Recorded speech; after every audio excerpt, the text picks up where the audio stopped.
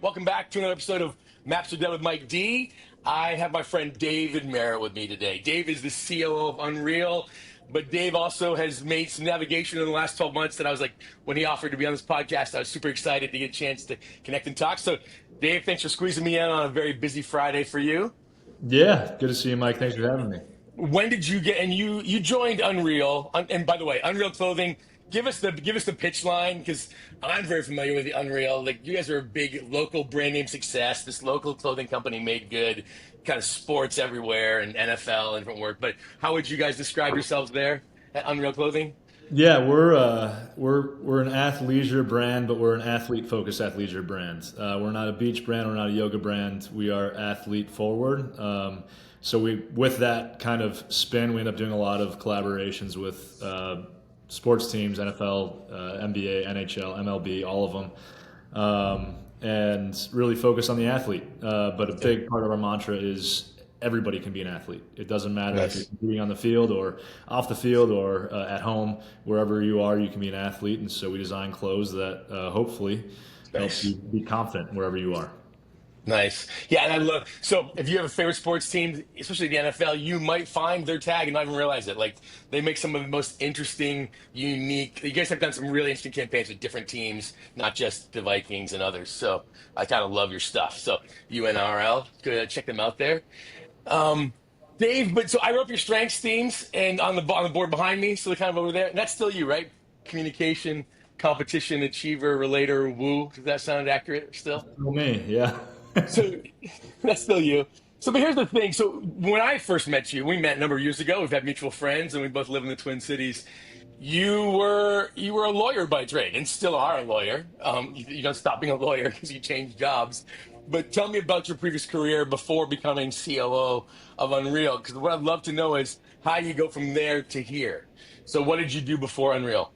Yeah, it's not a normal career path for sure. So I was a brand and advertising lawyer for 12 or 13 years, working at a big corporate law firm. Most of my clients were large corporations that make products, and so I was really Hmm. familiar with kind of a certain part of this space, but certainly not other elements. And so I spent, like I said, I spent a decade or more litigating, so fighting about advertising and brands for big companies. And one of the things I loved to do um, when I was at my law firm was help smaller companies. Right, I had a really great practice, a lot of awesome clients, and occasionally a smaller brand would come along and need assistance, and our rates were pretty high, and so usually I would just say, sure, I'll help you on the side and bring you on as a client, but not really bill my time. I can say that now that I'm not at the firm anymore. Yeah, Uh, and Michael Jordan, Unreal's founder, was one of them. Not the mm. Michael Jordan, a different Michael Jordan. The Um, logo one, of the yeah, he called out of right out of college. Said, "Hey, yeah, we didn't know each other. sure. Our dads knew each other. His dad knew I was a lawyer, and he said, "Hey, I want to start a clothing brand. I want to call it Unreal. Uh, can you help me?" Hmm. And I said, "Sure." And I had no thought that this would ever be a successful business because it's such a tough industry.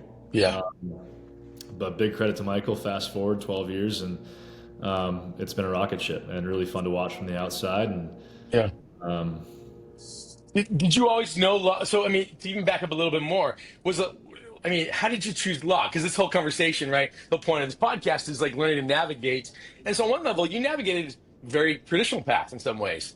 Go to school, go to grad school, lawyer. But even that, did you know you wanted to be because in litigation, but then you're actually in brand and marketing. Like that was a very specific niche before you made a big shift. How was that process for you? Did you always know this is what you wanted? That being a lawyer and being at the firm prior to this, was that like, yeah, that was what I was going to do. And I knew it from the time I was 15. It was the thing. How did you come to that conclusion right away or in those early days? yeah, no, I didn't. I actually wanted to be a politician, Nice. and I worked in. So I was a political science major and a comm minor, which sorry for all of those of you out there who also did that. It's mostly useless. Um, and I worked for a politician my junior year of college, and Hmm. I absolutely hated it. But at that point, I'm kind of pot committed to the degree. Yeah. And then, so what else can someone with that degree do as a professional? And so I thought, I'm going to try and go to law school. Yeah. And I was fortunate to do really well on the LSAT and got into some really great schools, went out east for school. And um, I'm conservative by nature, most lawyers Yeah. are. And so seeing like, oh, this is a career path that will, likely lead to a reasonable income and allow me to have hmm stability in my future family, I just kind of pursued it with everything I had. When you hit the politician, and you have to like tell me who the politician was, but when you think about that, when because you have communication, always I ask, if you have communication in your profile, I have that as well. Part of what's key in communication is not about speaking, although it can be. It's about creating understanding, helping others understand complicated things, helping others understand and change how they see and think. When you're working for the politician, what was the awareness of you're like, man, I hate this? Was it, man, was it disconnect? Was it the actual work of it? You're like, this isn't great. Or the impact? When you think through what made you shift out of this kind of childhood dream that I now have shifted to a grown up dream, which you did, what was it that kind of snapped for you? Yeah, it was, you kind of hit it. It was very practical. It Mm, was realizing that regardless of what the politician I was working for, so I was working for a governor, okay, so the executive of mhm. the state, um, I thought he was a good guy. I thought he had good ideas. It didn't really matter. And so and to watch the process of inefficiency and banging your head against the wall, and Mhm. regardless of how well you communicate, regardless of how good your idea is, it's only going to ever be so good as is kind of what you're able to negotiate. And that Mhm. often led to a watered down version of something that was halfway decent from both Yeah. sides that turned into something that wasn't good at all. And so I hated Mm. that. I just hated Yeah. the it was impractical. The impact did not feel significant, and I couldn't see myself living that life for any real. Does Does that because what comes up for me is even with competition in your profile, competition. I've called this out on a podcast. Competition is a theme that statistically, out of the global population of like 31 million people who've taken Clifton Strengths, competition drops to like 15th on average. High performing athletes. It's very competitive spaces. I have a white paper about to come out. This will hopefully be published by the end of this year on an analysis, and we found that one of the things you find in NCAA professional sports and Olympics is that competition is top five. So you have competition there too. The ambiguity of a win or success in that setting. How much is that something that is? Because that's what I hear you describing is like we're clear on how we want to win. We want to create a program that does X and makes this community safer, this county safer. But you're not going to get that. Does that sound resonate with you? For sure, because even a win wasn't really a win at the end of the day. Mm. Because if you got something finally through, which is like Yeah. it was a tiny percentage that actually made it to do anything, Right. it was such a different version of what a win actually looked like when you started out that it didn't even feel like a win at that point. So Yeah. you nailed it. There was Yeah. competitive side of me was even success wasn't a win, and if I have no avenue to win anything here, Yeah. that's brutal. Yeah, a measurement because that's the one thing too. So for people who are navigating it, and we're talking about folks navigating their life, if competition is there, knowing what the trade-offs are, knowing what those prices are that you're going to pay, and finding a way to get that has to be part of the process. Which is interesting because it serves you really well in known environments, but can be difficult if you're stepping into something where how to keeping score isn't clear yet. Yeah. Like what's a win look like in those different scenarios? And so you step into and you excelled at the firm like you're a partner, like it wasn't like you were just an associate who's now shifted off to go to work for a clothing company. You were a partner, right? I mean, that was you've been there, you were there a long time. I was there a long time. Out of my starting class of about 30, I was the only person left. So we big, top Yeah. 100 law firm in the world, $1 billion budget sort of thing. So I made partner. So most people would have looked at what I did, and not only did I make partner, but my practice was growing and thriving. When I told people I was leaving, management, et cetera, until I explained why, most of them Yeah. thought out of my mind, right? Why Yeah. why would you work that hard? Why would you dedicate so much of your life to something and leave when it's kind of at the beginning of the exponential curve up? Yeah. Um, and there are a lot of different answers to that. But yeah, it was an interesting time to leave for Yeah. sure. Yeah, when you think about that, because I mean, I think to kind of unpack a little bit of the process, because it's different. It's you're 7 months, and you've been with Unreal for 7+ months now, and the decision was in process before, right? 'Cause there's things you have to go through to make that call and to decide. So it's been over a year now since you began that process. Even before that, was there? Because here's the thing: you're young. You and your talented, brilliant wife both have very successful careers. You have a number of children, young. They're from very young, toddler age up to like that rambunctious boy stage, right? Yep. So you got a lot of life in those spaces. You're in that place. Was there any hint of change before? Because you got part. I mean, you're not 50 making partner, Yeah. right? Like you guys achieved and won. You're last man standing, literally out of your class early. That moment, we talk a lot when it comes to vision that people operate on this model. If I do the right thing, I'll have the right result and then I'll be something. But they don't realize there's a whole thing called gold medal fatigue or gold medal letdown, where after you achieve a gold medal at the Olympics, athletes will be like, okay, now what? Like the number of athletes get another gold medal and then you feel the same way. It's called gold medal depression. It's a very Yeah. specific thing. I'm not saying you had gold medal depression, but was Unreal just so compelling, or was there even a season before that where your brain's going, I think I need to navigate different, because navigating to still just be a litigator is different. Is there moments you started to realize you're asking yourself different questions about what you wanted? Yeah, I told myself, I told my wife, fiance at the time, that look, I'm going to do this big law thing for a couple of years, pay off my law school debt, and then move on because it's a grind. Um, Turns out it's not really in my nature to quit on stuff, and so I did a little longer than anticipated, Yeah. but there was always something that was a little discontented. Hmm. I was a little discontent, and the turning point was actually a conversation with Sarah. The Unreal opportunity was in front of me, and I was still questioning it. And Michael and I had been going back and forth for months. And Sarah asked me the question, look, you're 65 years old, you retired from your law practice, we've got a second home in South Carolina, we paid for our 4 kids to go to college, we're super comfortable. You look back on your career and your life, how do you feel? And I said, I'm disappointed. And that was really the conversation that provided extreme clarity that I had to move. Hmm.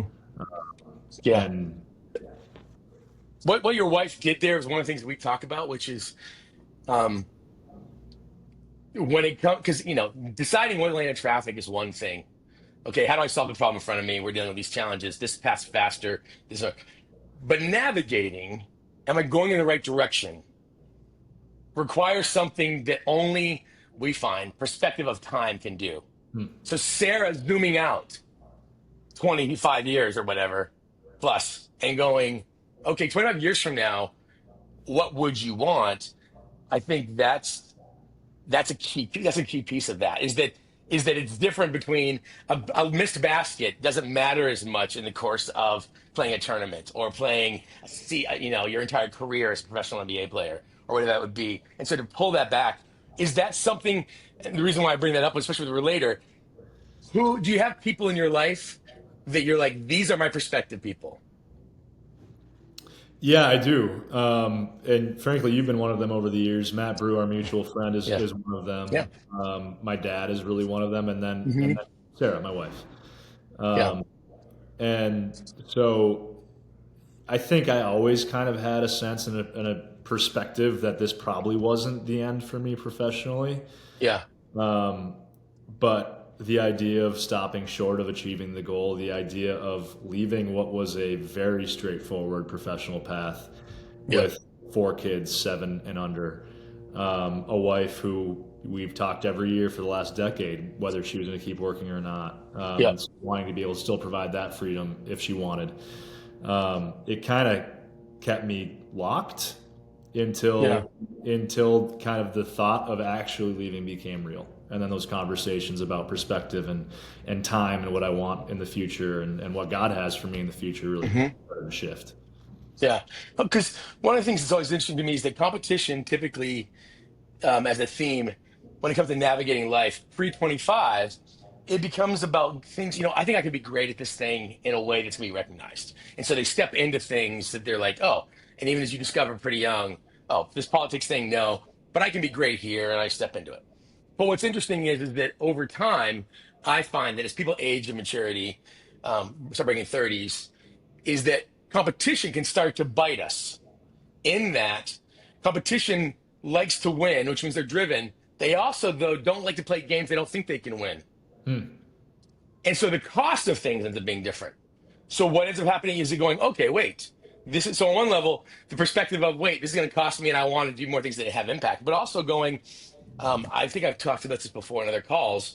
I've done USA Triathlon is a client of mine over the years, the development program. And one of the development places they wanted to step into was inviting NCAA Division I runners to become triathletes by teaching them to bike and swim. Going, because it's the run at the end, right? That's the whole thing. But I'm watching some of these athletes struggle because they can swim, but struggle with being great on swimming or biking. And I had one say to me, Mike, do you realize I haven't learned a sport in 18 years? I started running when I was 6 or whatever, and now I'm 22. I've graduated from Iowa State or whatever, and that ability to be a learner, a new thing, like that takes a lot of courage. Were you aware of that learning curve for yourself? As you're like, I'm in a new role. I've never been a COO. Brand, the business, but you've never been COO of a clothing company. Yeah, it was terrifying, and there was a period in the first month or two where I wondered, like, what is What this? have I done? Why did I do this? And a huge part of it was that, right? I was an expert at my. Hmm. There were very few questions a client could just call me out of the blue with that I wouldn't be able to answer like that, right? Got it. And now I'm entering a space where in some departments, supply chain, for example, the interns know more than I do, right? Yeah. And that is a really, really weird and daunting place to be as someone who has gotten so accustomed to being an expert at something. Yeah. Very humbling, and scary and tiring. And I've turned the corner from terrified and intimidated to it's fun. I've accepted the fact and been You're like, it's open okay. and been open about the reality that I don't Yeah. know all of this stuff. And now I'm learning it, and I'm learning a lot more regularly than I was at the end of my law career when I kind of had to become that expert. I was still learning some, but not Hmm. nearly the volume or frequency with which I'm learning now, and that's become fun. I think because that's the magic too, especially with competition and achiever, is figuring out a way to redefine what a win looks like. Is that taking that back? Because how do you navigate that, Dave? Because I think, and I think it's a process. Obviously, it's probably in process for all of us. It's when we are young and we have family who cares about us, and we have our faith in our community, and I grew up in the same kind of community as you did, faith tradition too, where want to understand our purposes and taking wise counsel from people in our lives. And so there comes a space where we go, yep, we kind of choose the game we're going to play. So going to business, others in education, others into ministry or causes and things like that, and you kind of run that. But then coming to a place where you have to kind of decide that you're the judge that matters. Hmm. You're the referee that matters. You're the scoreboard. Learning to trust yourself of going, if I say this is a win, it's a win because it's between me and God, me and myself, me and my wife. For you in that setting, how do you find that process of trusting yourself when you're doing things? Because I have to believe that some people were like, besides just your partners, or like, Dave, what are you thinking? Like, how do you find, was it the courage of that partner? Like, you know what? Sarah's asking the right questions and my trusted relationships matter. What are you doing to even, because it won't be the last time, right? You're going to make other choices that others won't necessarily agree with. But what have you learned about trusting yourself as the only competition measure that matters? Hmm. It's a good question. I don't know that I fully trust only myself, right? So I think Sure. now that being said, the circle of people I trust to speak into my life on this level of a decision is very small. Hmm. And I have to feel convicted by it, or I'm not going to do it. Hmm. And so I think for me, getting the confidence of my wife was huge. Getting the confidence of my dad was huge, and then getting the confidence of a couple close friends Hmm. made all the difference. And at that point, then I got to the place where I did have the internal fortitude to say the rest doesn't matter, and and I'm convicted of this now, and so but I did need that push. Hmm. Candidly, I needed other people saying, no, this is a good move for you. And now that I'm in the role, figuring out what wins look like, I was a litigator. There Right. was a score sheet. I could tell you if I won or lost. Yeah. um, Plaintiff, defendant, yeah, respondent, whatever it is. yeah. Yeah. And so, now it's a little bit different. What does a win look like? Well, it might look like mitigating a loss. It might look like landing a big customer. It might look like Solving a profitability. problem. Yeah. There are so many different wins now that I'm trying to even navigate what that is. Hmm. But I think for me, to get back to your core question, getting to a place, giving myself enough time, seeking enough outside counsel, giving myself enough time for prayer and reflection to be convicted by the decision um, allowed me to step into this with more confidence than otherwise would have, and still be able to compete, even from a place of JV status on some of these topics and some of Yeah. these job roles. Have you found other people comment or lack of a better word, I'm not trying to give you credit for stuff, but they're inspired by the fact that you made the move. Have you had people ask you about what it took to make the move? Yeah, I've had a lot of people. I've had random people reach out and say, "Hey, I looked at your LinkedIn. How did you do that? Hmm. Uh, and why did you do that?" Right? Two different questions. And I would say Yeah. the how is one. I built a really high level of trust with Unreal CEO Michael, Hmm. and we got to know each other, and he got to know me intellectually and my leadership skill set, and saw something that Yeah. applying for the same role cold at a different company wouldn't have worked. um, but also being able to say, getting to a place where I was honest with myself enough to recognize what I had wasn't it. Right? That's a hard but also very freeing thing, Yeah. because suddenly the world opened. It wasn't just, hey, look for law jobs. It was, hey, if you know this isn't it, what Yeah. is? And let's start Yeah. exploring what could be. And for me, it was finding something that actually used my skill set a little bit more broadly. Yeah. And I think this is a really wonderful fit for that. When you think, because I think that's key. Well, because I'm thinking to myself, what is it that stops guys, men and women, in that space? Because interestingly enough, your wife actually did a very similar move, right? Specifically about her career, about choices, about what she wanted, very successfully, very sought after, and being like the both of you are doing that. That process of getting to that point of, we call it rigorous honesty, where you're like, it's okay to say I want more. I talk about in the book that I wrote, I talk about the most critical question is, can you give yourself permission to want more than you have? To Mhm. believe that you permission to go, it's okay to have outgrown something that was very good, and it doesn't demean it, it doesn't diminish it, but growth is key. I'm going to give myself permission to say, it's okay. I've outgrown the sippy cup of water. I actually need more now. Like in that moment, what do you think holds back people at your stage? Like, what is that fear? Is it just fear? Is there something else that you think gets in the way of, if you think about what got in the way for you, as long as it did, to ask those questions? Yeah, I mean, I think for me it was a few things. Fear for sure. What the unknown, right? I am a control person. I like to be in control. A lot of us are. So the fear was certainly one. Another was comfort. Mm, Why upset the apple cart when things are going really yeah, well, right? What kind of idiot would do that? Why would I walk away right. from a successful career that I was expanding in to pursue something I was much, much less familiar with? So fear, comfort, and insecurity, right? I think fear and insecurity are a little different. Yep. And this kind of goes back to, fear for me is like, can I provide for my family? am I going to Right. be, Yeah. insecurity is a little bit more of, am I even going to be good at this, right? I'm an Yeah. expert at this one thing. I don't know if I'm an expert at that because I haven't done it. And Right. I'm 13 years into not having tried anything really new. Um, and for me to get over it, I think I had to separate what I wanted materially, professionally. So I knew I wanted a baseline of, I need to be able to provide for my family.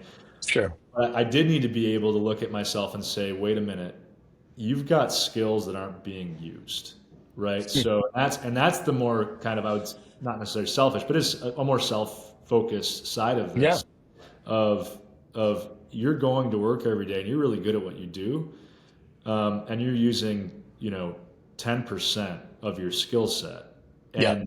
and that for me, when Sarah asked the question of looking back on your life at age 65, how are you going to feel? That was why I responded, I'll be disappointed, because I Yeah. didn't use what I knew I could do, what I knew I was good at, and I just left it on the bookshelf. I just left it there to collect dust, and that would have Yeah. really been a bummer. And that would have been hard. It's so, it's so interesting. And I'd love this is. I'm excited because you can tell you can have a faith conversation that ties into work here on this stuff. Is that so? For me, I grew up in very similar a similar faith tradition as you. I'm a Christian, grew up conservative, and so in some levels, I believe in a God that's in. You have a faith in God that's in control, that has impact in the world. So it's an active God. Was kind of the faith tradition, which on some levels is comforting, and at the same time, it would let me off the hook. Hmm. Well, you know what? If I don't do it, God's going to do it. That was it's always kind of been a balance for me. And so it's fascinating. Viktor Frankl, who wrote a book that's very well talked about, I actually quoted in my book that I wrote. Viktor Frankl wrote a book called Man's Search for Meaning. Have you ever talked about before? Yep. Yeah. Former psychiatrist who was interned at Dachau and Auschwitz, and he does a big study of what he calls logos therapy or meaning therapy later. But there's a line in his book that just fascinates me that I think plays out to what you're saying in this leaving it on the shelf concept that I found just challenging. And it was that he found that people that really thrived, and again, you've read the book, were ones that I think his words were they believed that, I think he said universe or God, that God had created questions that if they were gone tomorrow would go unanswered. Hmm. Is that those who survived anything believed that to die, to not be here, would mean there'd be questions that would go unanswered in the universe because we weren't there to answer them. Because God had created questions that your life was meant to answer. And if you didn't exist, because people would get tied into, oh, my life only has meaning because my kids are alive. Well, if my kids are dead, like they were in these camps, they'd be like, I survived and discovered my family was gone. And they're like, I have no meaning. And you'd say, no, you have to believe that the universe creates questions for you that only you can answer. And what I hear in that, even for you, is somehow that awareness. If it was competition or communication, or just, and mixed with it, obviously it's our faith, it's in there too, that says this is not simply about can I provide, can I do, but there is actually purpose.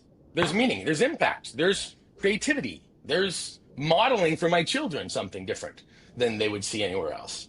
And so is your faith the source of that? Is that something that you and Sarah have talked about when you think about vision for you as a couple, not just you as an individual? How does vision and faith kind of coalesce in how you navigate? Yeah, no, faith is central to it, right? I would like it to be more central than it is, frankly. I mean, Sure. I've taken a lot of steps feeling like I was taking them on my own, and in reality, I'm not doing anything on my own. But one of the prayers, probably the most consistent prayer Sarah and I prayed over the last decade as a couple, setting our kids aside and setting health Yeah. stuff with family members or whatever.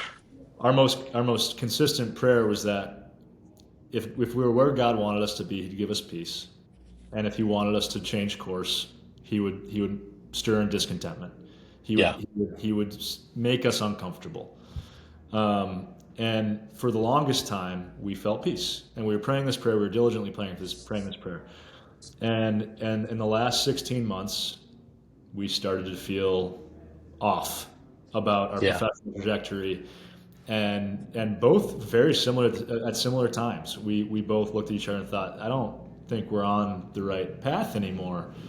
Um, so I believe we all have. If we're here, you got purpose. Yep. God's given you a Sure. purpose. Then that's, Sure. and to go back to Viktor Frankl, that's exactly Yeah. spot on. You're here for a reason. Yeah. Yeah. And but to your point about using kind of our faith as the crutch of, well, God's gonna pull the puppet strings and force me to do it, Attention. right? If Yeah. I don't do it on my own, I also think God allows us to make choices Yeah. and be lazy or Sure. be selfish or Hmm. be afraid or be insecure or fall into these things that I don't think we were designed to live with, but that we do because of this world. And so to get outside of that for us was prayer. Yeah. It was leaning into that, and once that discontentment started stirring, it gave me confidence to move on. Move on to what? Yeah. At that point, don't know. But I know that this isn't all. Yeah. And it feels a little arrogant. And I'm not saying that just for me. No. I would say that for everybody, Yeah. right? You might be right where God wants you to be, and Right. I was for a long time. But he might have something more too, and both Yeah. are okay, and both can be Yeah. really really great. Completely. Completely. Because I think the vehicle, because navigation can be about how do I find a way to stay in something because I need to be in that, or my greatest calling is to find a way to redeem a thing, and so it doesn't necessarily mean you make a big move and transition.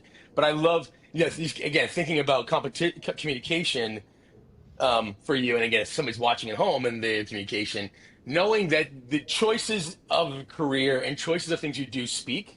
And so it's saying something about you, and you want people to be impacted by what it says. But also, I think the key piece that you're calling out for me right now is, especially with the Relator, is having that trusted voice to play these things off of. Is that the depth of, because it'd be fascinating for you, imagine trying to make this move, but you're single. You don't have a wife or kid. Because even the kids, they can't talk to you about it, but their existence creates something that impacts the choice, right? Sarah is a partner with you. And you guys, I think relators will often, when it comes to navigation, it can get easy to go, I should just make choices about my own life like this. Even, so many married people I talk to are shocked when I say, tell me what the vision of you and your spouse or partner is. Like, what does that mean? And they're like, well, they just want me to be happy. And I'm like, but you're going to do things, they're going to impact them. And I think for relators, like you said, trusted advisors that helped you reframe what a win looks like, even in the process. But I would say so many people, when they start to feel discomfort, they feel they need to fix themselves. For you to have a partner where you're like, mutual discomfort at the same time means we're both hearing the same thing. It matches our prayer. Hey, remember when I think I posted something on this Instagram the other day that said, remember, today's the day you prayed for yesterday. Like the life you have a lot of times. And so having that partnership, that's a trusted voice. And so it'd be interesting that I would say times when you're like, man, I wonder if when things don't feel clear, it might simply be because it's been too long since you guys have had a conversation where you can just relax and be you and talk. I would say disconnection, if you're feeling moments of disconnection, this is how you reverse engineer strengths. It's almost always because, especially for a relator, you just haven't seen the person. Even for you and Michael as employees, like when Michael's on the road and busy and doing, and you guys are crossing, you're like, wait, it's not, because just actual FaceTime brings clarity, and you're like, oh, okay, I can read this and I know exactly where we are. And I think relators and navigating, it's so weird because it's not something specific. It's not like your close relationships do something. It's having them to ping against confirms what it is you're choosing or what you want to do different. Does that resonate? It does, and as you're saying that, I think for me, having Sarah and especially my dad talk through these things, walk through these things, and then provide affirmation, it provides freedom, right? So it helps to eliminate the fear because my fear was primarily based on what am I doing materially. I've got a wife and kids that I provide for. I've got a Yeah, lifestyle. I like to play golf. Like truly, it sure, sounds psychotic sure. that enters my brain, but it did.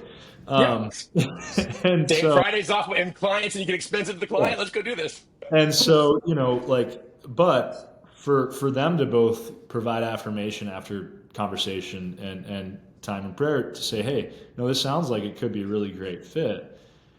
Then I can then say, take a breath and say, okay, now I'm going to allow myself to go there, right? Hmm. Mentally. And how does it feel? What do I think? Can I compete and succeed? Um, and so that really provided freedom. Up until that point, and I don't know what this says about me, but I would have, if those two especially weren't Yeah, giving me affirmation, I couldn't move forward. yeah. right? Yeah. That would have been a no go. And again, there are very few people who have that kind of voice in my Yeah. life, but they do for sure. Yeah, relator people with relator typically it's less than five people actually get the right to even speak in. There'll be varying levels beyond that of maybe different things, but relators it's two to three people where you're like, yeah, these are the ones their voice matters ultimately, and the rest may not. When you it's never perfect in those spaces. If you had to tell yourself, if you think through how you navigated that, and the choice to go I have to choose something that isn't about other people's choices. Is there anything that you're looking back that, like, this is the growth for me, that you'd be like, you know what? Next time I have to make a major navigation moment, I've learned that I'm going to do this first. Or this is something that I didn't know I needed, but as I got into it, this was something that either would have accelerated or actually did accelerate my ability to step in. And some of you mentioned, but like, if you're looking back and you can say, because we always say, if you don't know why it works, you can't fix it when it's broken. And so you're like, these were the things I did right. And I would tell myself intentionally, hey, remember to do this when it comes to navigating the future. Yeah, I think a couple things I did right first. One was, you know, this was a significant move for me. This was also a significant move for our CEO. Mm, He said to me at one point, "Look, man, I want a partner in this. I feel like I'm on an island. I need someone who I can run with together." And so, and he's taking a risk hiring a brand and advertising litigator to help run his company. right. Right. And for me, I'm leaving a career that's great, that I don't need to leave to Hmm. do this. And I think so. One of the things we did right is we took a ton of time, right? We did not rush it. We started talking about this time last year, and I officially joined him in October. So Yeah. it was a stretch, a 6 7 month Yeah. stretch. I think that was good. I wouldn't have changed that timeline. I think what I would have probably changed a little bit is I am a self-confident person, but I doubted when I first started taking on all this Mm, information because I hadn't changed careers ever. yeah. I Yeah. went from law school to my law firm. I'm 37, so that was all I've done. Yeah. Um, I didn't trust. I had a couple of my partners before I left when I asked them, "Do you think I'm stupid?" I had a couple kind of laugh and say maybe, but a couple of my most trusted partners said a variation of, "When have you failed at something, like really failed, that Mm, you really tried?" yeah. And I said, "I don't think ever." And they said, "Why do you think this would be different?" And so I think having a little more confidence in myself and a little more Yeah. confidence in my ability to learn, Yeah. um, and I think would have helped. I think that has to be paired with humility. I had the Sure. humility part because I was freaked out for a while, but I think just looking back and seeing a couple of things. One, God's been faithful, man. I've had such an Mhm. amazing ride. I would not have expected going to law school after my failed political efforts. I would not have expected going to a top law school. I would not have expected making partner at a big law firm. I would not have expected marrying the woman that I married, who is Yeah. insanely incredible, right? I mean, Yeah. and so to look back and say, huh, that's 37 years of faithfulness that I can count Yeah. on still, and go into it not with arrogance, but a little more confidence that this is going to go well too. And if Yeah. it doesn't, there's something else out there that Yeah. will, and that's that. I got to be okay with that, and I got to be Yeah. confident in that. That I would have changed that. Yeah. Yeah.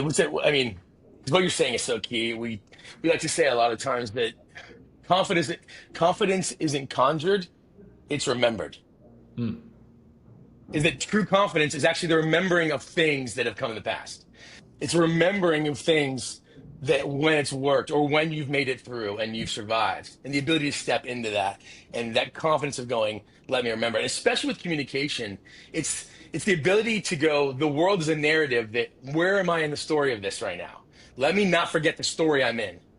Like this is a story, especially for you when it comes to faith. The story, this is a bigger story. How do I, in that moment of perspective, when Sarah's pulling the 65, is that's what's happening? Is that it's leveraging that communication part of you that's going, oh wait, let me remember who I am in this story, because Luke Skywalker becomes Yoda eventually, and we all go there. Like when we figure out the role. I mean, Luke, and so knowing that communication, knowing that it'll make sense right now, it feels a certain way, but as the story unfolds, it'll make sense to me again, and I'll have that for lack of a better word, that zone, that mojo, that ability to be in the flow again once I understand it in some Yeah. ways. Yeah, and on the flip side of the coin too, for me, was remembering I'm not that important. As Yeah. weird as that sounds, No. it was that provided me an insane amount of comfort to Yeah. remember that I am playing a minuscule role in a minuscule part of the world in a grand scheme of things. Like I matter because I'm made in the image of God and I've got a Sure. wife and kids and relationships. But at the end of the day, what I do, as long as I'm faithful Hmm. to God and my wife Live that and up. my family, the rest doesn't matter all that much. Yep. And that provides me a daily comfort and confidence when I'm doubting what I'm doing or why I'm here, or, what's going on is just a reminder of,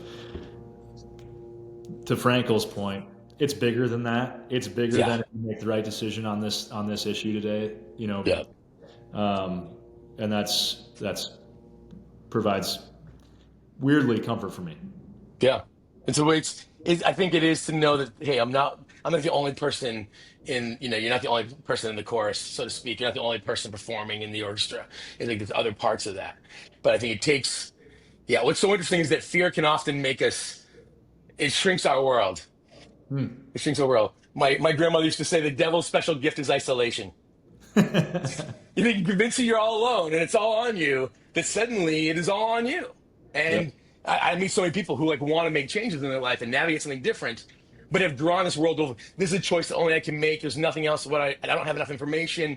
And I think the getting space, finding perspective in whatever way, either using strengths or using faith, like your own faith, things that it takes to get perspective of what is the longer story, what I really want. We often say, your vision for what you want to become in your life has to be greater than your four fatal fears or your four survival needs, which is feeling good, looking good, being right, or being in control. And so having a vision of bigger than the second house and retired kids and grandkids becomes bigger than my fear of I don't know how to be a COO. Yeah. It overrides that. And I think getting people to that perspective of going, what's it take to actually create that vision? How do you listen to yourself again? Because that's my battle for me is that I'm on a mission for guys your age, specifically 35 to 55, to not stuff that voice that is going, is this really what we wanted? Yeah. Yeah. And I think the realization for me that what I really want might be different than what the success I've experienced. And looking back now at my law career and realizing, oh no, that wasn't a waste of 13 years. There's No. it's hugely valuable, and there's a bunch of and not the technical stuff, but Yeah. the communication relating, putting myself in courtrooms and in front of federal judges and feeling that pressure, and being with executives and being in these settings has really helped me in this seat now and helping navigate the challenges we're facing. Um, and so, to realize that wasn't wasted time. Yeah, just because you move on from a thing doesn't mean it wasn't great. And what it was, it simply, it's an outgrown moment. It's ability to grow past it and kind of embrace it in that. What are you doing? And this is my last question. I'll give you back your day, but what are you doing to keep yourself fresh in that space, right? I'm obviously right now, there's so much in the job. So there's a lot of different, I'm sure it's pretty stimulating in that area, but to kind of keep it in front of you of, okay, how am I staying on track or being healthy? Or what are tactics you're finding that you're like, as I found my footing now, after you said it, after the first couple of months, you're like, man, I'm starting to find my rhythm. What are things that you're holding on to as habits that you're like, now that I'm finding traction, here's how I'm maintaining it. Yeah, I think I've identified people within the organization that I need to be in lockstep with on a fairly regular basis. So setting aside time on the calendar with those people who Hmm. can help give me perspective because they've been here for 10 years and I've been here for 7 months, or Yeah. they've got a really good handle on this market and I don't, or they understand 125% tariffs in China and this is keeping me up at night. Uh, Right. I think it's learning to not rely entirely on myself and be Hmm. okay being the Yeah. rookie in the room, being okay saying, hey, you're really, really good at this, and I am so glad you're here, and I am going to lean into your expertise. So Yeah. I've taken that approach both internally and externally. So I use my drive time to listen to podcasts or books that have helped, right? I and that's on the professional side. I'm plugging into Michael, our CEO, who's done this from the ground up, Right. and learning from him about all of these technical things and all of the history. And oh yeah, there's an episode of The Office where Jim is running the office and Michael's gone, and Jim tries to combine everybody's birthday into one birthday and celebrate them all at once. And there's absolute chaos in the Uh, office, and people are losing their minds, and they get so pissed off. And the scene ends with Jim meeting Michael, I think, on a bench outside, and Jim says, here's what I did, and Michael nods and said, yeah, I tried that a few years ago. Here's how that ended, and same deal. Try Like that before. people are furious, and so learning that there are people who've done this, gone through Hmm. it, leaning into them, using them as sounding boards, identifying the places I'm weak and getting help, identifying the places I'm strong and really leaning into that too, Yeah. have all been great. And then practically speaking, trying to sleep. I'm like, yeah, trying to figure out that. Yeah, Exercise, sleep I is a don't good know. thing. You always say avoid being hungry, angry, lonely, and tired. Halt. You got to watch out for those things in general. Trying to turn my phone off. Yeah, Oof. all of that. So Yeah. But your gift, I mean, I mean, Dave, really your gift of, because as a leader, Gallup did one of their books, Strengths Based Leadership, they came back with followers want trust, compassion, stability, and hope. Trust, compassion. That was the big takeaway out of a 20,000 person non-leader survey. And they were like, it's not crazy vision. It's like trust, compassion, stability, and hope. Your ability specifically to have people feel welcomed, understood. And then here's the other part: directly connect their action to the impact of the company because of that achiever relator part is kind of exceptional. One of Gallup's 12 questions on employee engagement is how clearly does your leaders explain your impact to the overall business? It's one of these key questions, and they say it a different way. Your ability to make us feel like we matter to the mission while not losing the measurement of the mission, meaning there's actual outcomes. It's not warm, fuzzy talk. It's not mission statements. Oh, but wait, we didn't hit our number. Your ability to craft the message and make us feel welcome to it while having a specific outcome of look what we produced, like that's what makes us feel led by you. And so anytime you can step in and share that, because like even what you described, oh, people have done this. Instead of like the new COO is going to tell me my job, your ability to make me feel like I'm in collaboration with you, that my right. story matters to you, that message, that's always going to be influential. And I think that's a real something you can lean into because just at people will especially go above and beyond to help you because we feel like you care about our opinion Yeah. in some ways. Yeah. No, that's huge. And I was frankly doing that out of necessity, but I'm glad it helps people feel more engaged, and that's fantastic. And Mike, your ability to communicate truth and provide guidance and step back. I mean, you've been such a strong voice in my life. So thank Thank you. you. And I mean, Well, I appreciate that. I don't know if we've even talked about this.